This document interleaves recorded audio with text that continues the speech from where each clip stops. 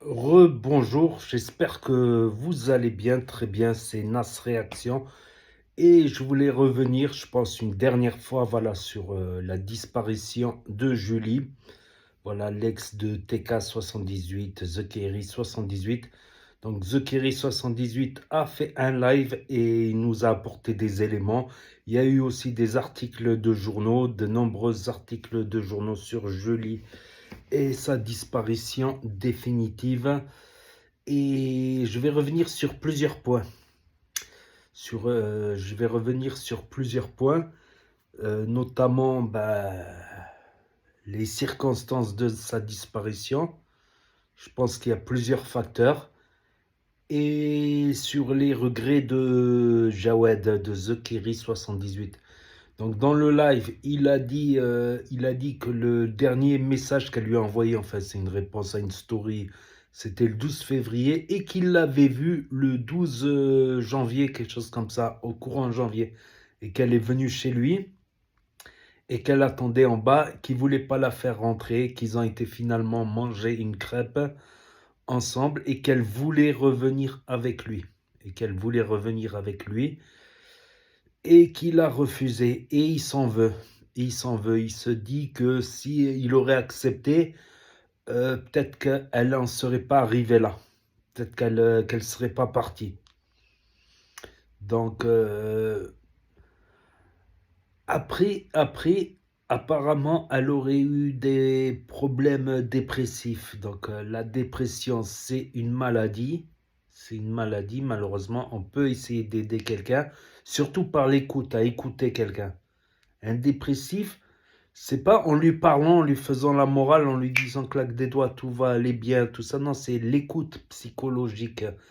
Écouter quelqu'un qui va vider son sac et parler, surtout si c'est dans le secret, peut-être qu'en parlant, il va cartographier ses problèmes et peut-être essayer de trouver des solutions une fois les problèmes, les histoires, tout planifié sur un plan. Voilà, l'écoute. Donc, il s'en veut en tout cas. Il s'en veut, il l'a dit en live, mais la dépression, ça reste une maladie. Et apparemment, elle a des antécédents dépressifs. Donc, je voulais revenir aussi sur les causes de sa disparition. Donc, j'ai entendu parler d'overdose et de protoxyde d'azote de ballon. Je vais revenir là-dessus, bien sûr. Je vais revenir là-dessus. Et comme j'avais dit, l'été 2023, j'avais été surpris parce que j'habitais à Cannes à l'époque, hein. Et j'avais été surpris de la voir qu'elle était à Cannes et au Carré d'Or, d'un des endroits où j'allais boire un café, un verre au Carré d'Or quand c'est filmé dans son balcon. On voyait les bars, cafés en dessous. Il y avait une boîte aussi à côté à l'époque. Donc j'étais surpris, je dis, ah, elle est là-bas. Et puis en fin d'été, j'ai regardé ses stories parce qu'il y avait des images de Coran, tout ça. Et il y avait des trucs incohérents dans ce qu'elle disait. Il y avait des trucs. Mais voilà, elle était en recherche de spiritualité. Elle était en train de se chercher une identité. Et là, j'avais compris qu'elle n'était pas bien, qu'elle avait des soucis, qu'elle avait des problèmes. Qu'elle avait des problèmes. Donc, je vais revenir sur le protoxyde d'azote. Il est possible de mourir en utilisant du protoxyde d'azote par mésusage, en l'utilisant de manière mauvaise. Par exemple, de ne pas respirer entre les ballons parce qu'il n'y a pas d'oxygène dans les ballons. Et il y en a carrément qui retiennent leur respiration quand ils finissent un ballon pour en refaire un autre. Du coup, ils passent pas mal de temps sans vrai oxygène. Sans vrai oxygène. Il y a aussi le fait qu'on arrête les ballons pendant une longue période et qu'on reprend, il y a des gens qui, en général, ils font comme des petits comas, des baisses de tension, des trucs comme ça quand ils ne sont plus habitués, quand ils ne sont plus habitués, quand ils ne sont plus habitués. Et il y a le risque aussi, comme il y avait une fille une fois, elle avait plus de ballon. Donc ce qu'elle a fait, c'est qu'elle a pris la bonbonne et qu'elle a aspiré directement. Donc c'est très dangereux. comme on le voit souvent dans les premiers ballons, ben, tu as de la glace, hein. Voilà. Et après, je vous parlerai aussi des volontés qu'elle avait eues d'arrêter. Des volontés qu'elle avait eues d'arrêter. Donc, c'est possible, c'est possible. Donc, on voit dans le premier ballon, par exemple, que des fois, tu as des morceaux de glace dedans. Ça se glace carrément. Même, tu vois, la bonbonne, si tu fais beaucoup de ballons rapidement, la bonbonne, à la fin, elle est givrée. Il y a une couche de glace dessus. Donc, si tu prends directement, il y a possibilité de se congeler les poumons. C'est très, très dangereux. C'est pour ça qu'il y a les ballons. C'est au moins dans le ballon, ça refroidit. Au moins, tu vois si c'est glacé, tu attends que ça refroidit. Tu attends que ça refroidit, tu ne le prends pas directement. Donc, il y a ces risques-là. Il y a ces risques-là d'asphyxie et de mésusage. Comme il y avait une influenceuse qui s'était filmée en train de faire ça, de prendre directement à la bonbonne. Donc c'est très dangereux.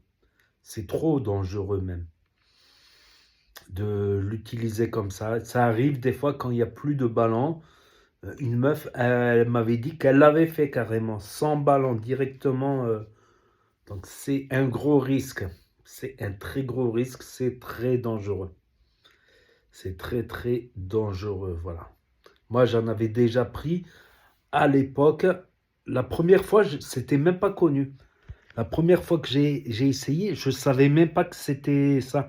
Je croyais que c'était de l'hélium pour faire la voix. Oui, oui, oui, oui, oui. Je croyais que c'était de l'hélium. J'arrive, il y a mes potes qui m'appellent. Ils étaient chez un pote à nous qui a un appart. J'arrive dans l'appart, je les vois tous en train de rigoler, de rigoler. Et ils m'ont proposé le ballon. Ils m'ont dit, tiens, le ballon, c'est un nouveau truc, tout ça. Je connaissais pas. C'était même pas connu encore. Donc moi, j'ai essayé. Ça m'a fait planer un petit peu. J'ai rigolé, tout ça. Et voilà, c'est aussi une volonté de... Des fois, quand on prend des ballons, on plane et c'est comme si on s'évade. On est dans l'euphorie. Le corps, il marche au ralenti parce que tu planes, mais dans la tête, on dirait que tu vas à 1000 à l'heure. C'est peut-être aussi une volonté de, comment dire, peut-être une volonté de s'évader de ce monde, quoi. Donc, après, pour arrêter, il faut du temps. Voilà, faut ne pas aller en acheter. Le mieux, c'est un déménagement dans un endroit où tu sais pas où il y en a ou tu sais pas où il y en a. Voilà. Mais bon, en cherchant un peu, tu peux en trouver, mais il y a la démarche de chercher. Donc là, c'est pas, tu vas aller à l'endroit, tac, tac. Donc, le temps fait les choses, voilà. Plus tu arrêtes, c'est-à-dire les premiers jours, tu vas y penser. Au bout d'une semaine, tu vas moins s'y penser. Au bout de 2 semaines, tu vas beaucoup moins s'y penser. Et ainsi de suite. Au bout de 3 semaines, au bout de plusieurs mois, il faut la volonté aussi. Il faut la volonté de vouloir arrêter. Il faut éviter d'en parler. Parce que plus tu en parles, plus tu vas y penser, tu vas cogiter, tu vas flipper. Faut éviter d'en parler. Faut, voilà, il faut éviter d'en acheter, voilà, tout simplement. Il faut éviter d'en acheter, il faut éviter d'en parler.